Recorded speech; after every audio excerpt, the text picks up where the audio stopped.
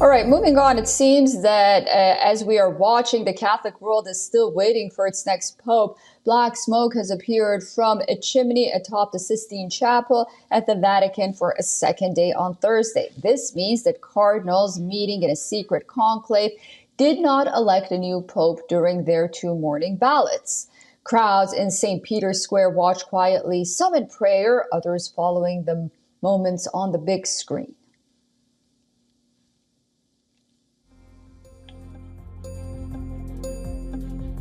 Well, actually, I'm a bit disappointed because I would have expected, I would have preferred if the Pope would have been there, but at least now we have something to look forward to come back in the afternoon. I think the leader of the Catholic Church will be someone who has a much bigger influence a massive influence in the church, but a much bigger influence than just that. So it's something that is a really big event. And means a lot, and if I can be here and lend my prayerful support from outside the Sistine Chapel, then that's something that I will do and wanted to take the opportunity to do. There are 133 voting cardinals who are isolated inside the Vatican during the conclave. They will have lunch and then return to the Sistine Chapel for the afternoon voting session. 2 more votes are possible on Thursday. It will continue in the coming days until one man has secured a majority of at least 2/3, which means votes from 89 cardinals.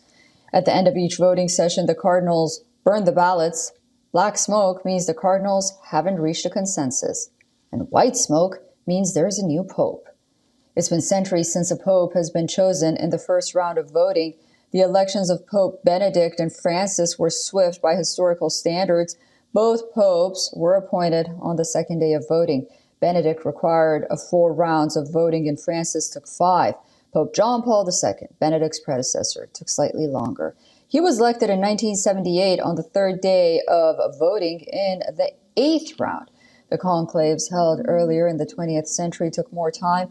Back in 1903, it took 5 days of voting to elect a Pope Pius X, the same number it took to elect Pope Pius IX in 1939.